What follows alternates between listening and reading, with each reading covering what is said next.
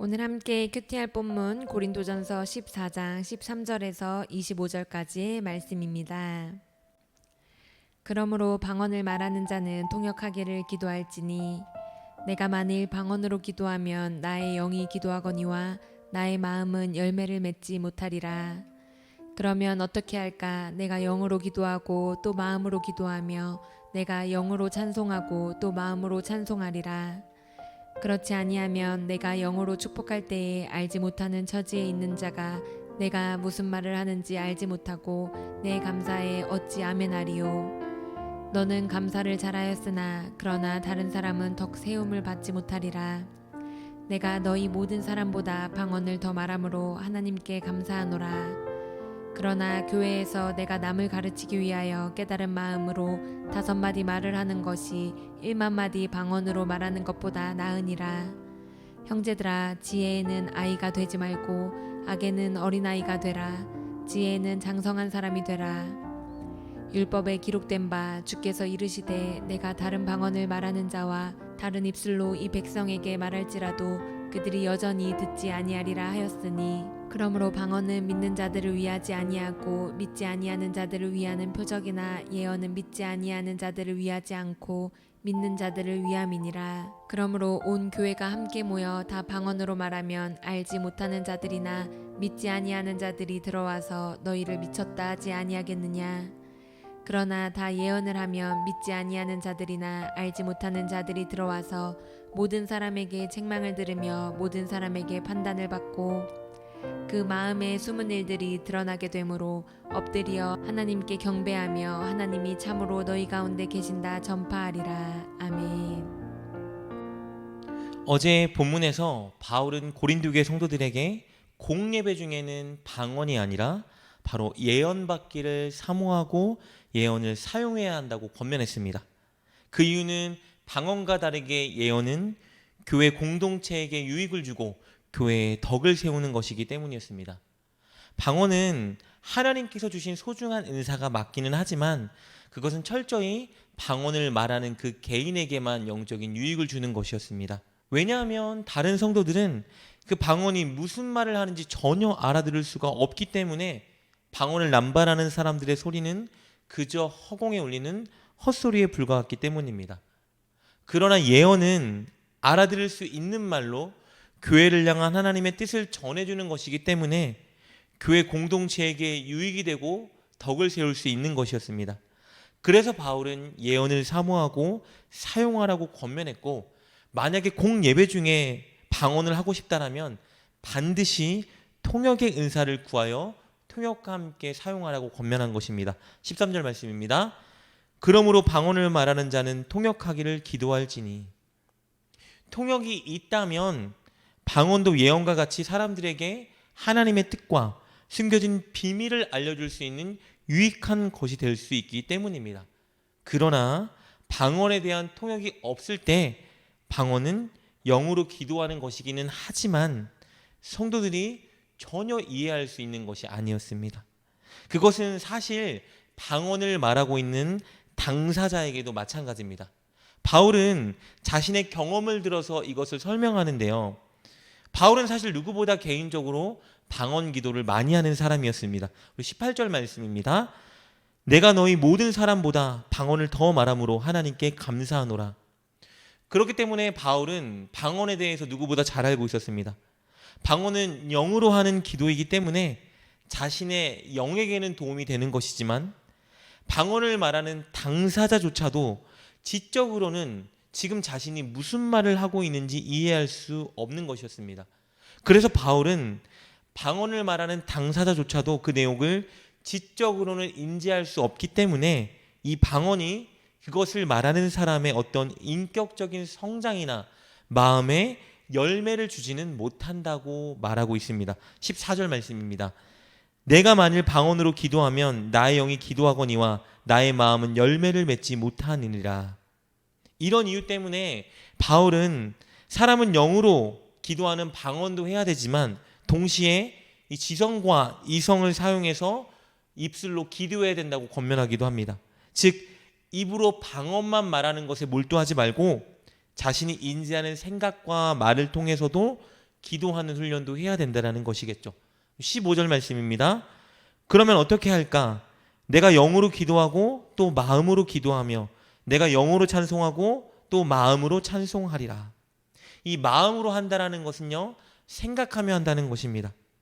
이 찬송하는 것도 감사하는 것도 마찬가지입니다. 만약에 방언으로만 기도하고 방언으로만 찬양하고 방언으로만 감사한다면 자신도 무슨 말을 하는지 알 수 없고 성도들도 이것에 대해서 알아들을 수 없기 때문에 아멘으로 결코 화답할 수가 없을 것입니다. 결국 성도들에게는 어떤 유익도 줄 수가 없는 것이겠죠. 우리 16절과 17절 말씀 이렇게 기록되어 있습니다. 그렇지 아니하면 내가 영으로 축복할 때에 알지 못하는 처지에 있는 자가 내가 무슨 말을 하는지 알지 못하고 내 감사에 어찌 아멘하리요. 너는 감사를 잘하였으나 그러나 다른 사람은 덕세움을 받지 못하리라. 그래서 바울은 19절을 통해서 예배 때는 꼭 모두가 다 알아들을 수 있는 말을 사용해서 무언가를 하는 것이 방언하는 것보다 훨씬 유익하다고 말하고 있는 것입니다. 이와 같이 공예배 중에 방언의 남발은 다른 교인들에게 전혀 덕을 주지 못했습니다. 이뿐만 아니라 사실 방언의 남발은 교회를 찾은 불신자들에게도 유익이 되지 못합니다.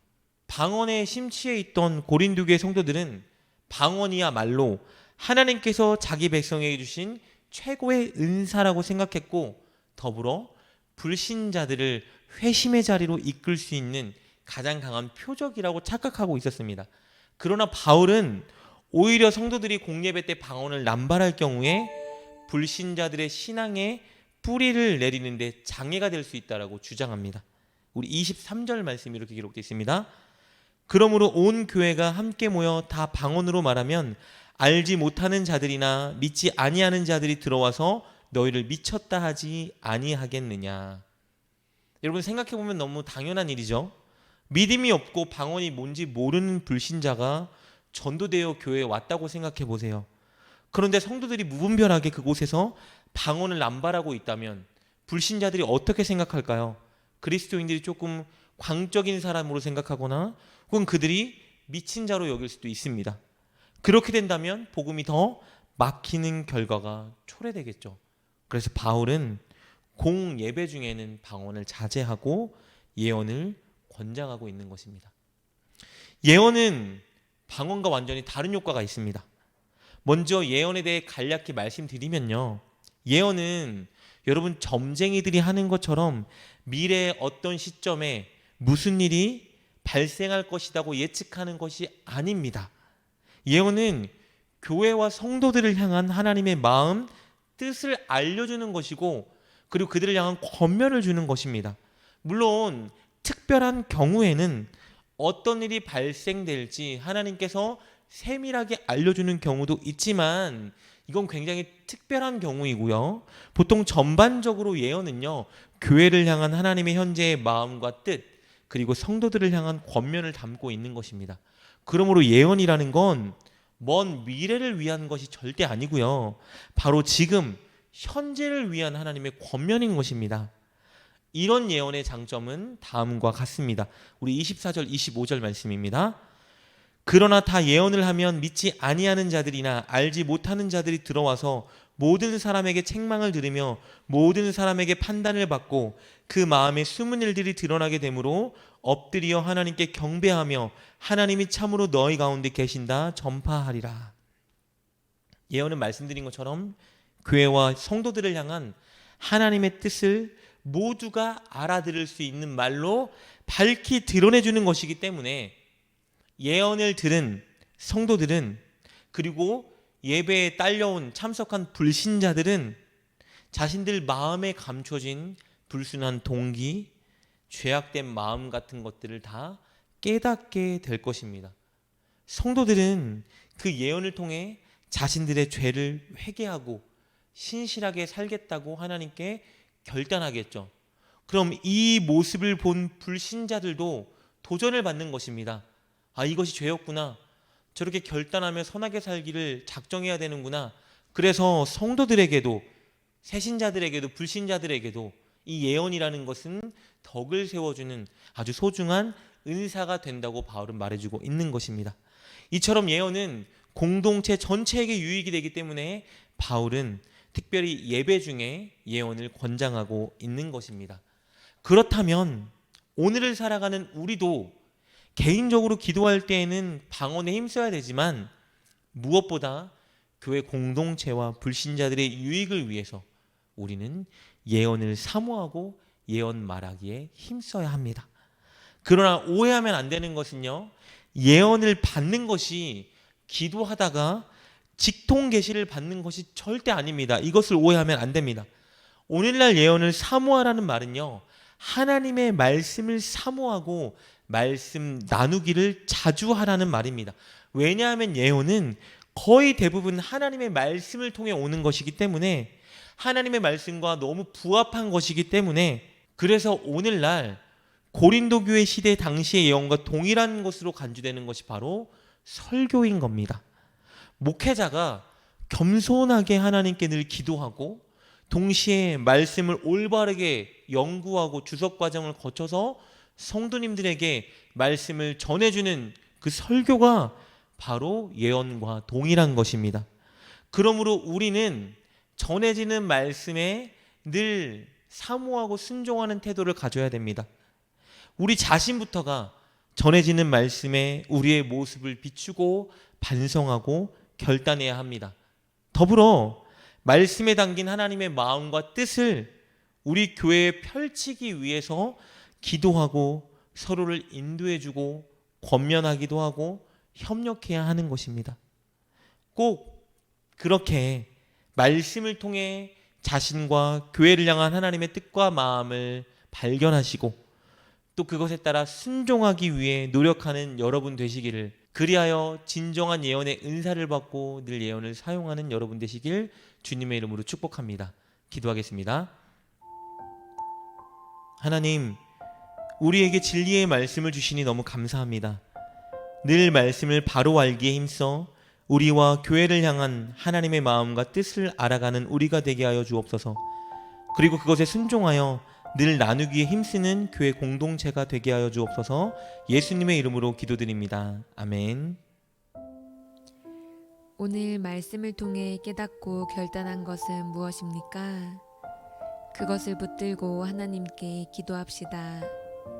그리고 그렇게 실천하며 하루를 살아가는 여러분 되시길 주님의 이름으로 축복합니다.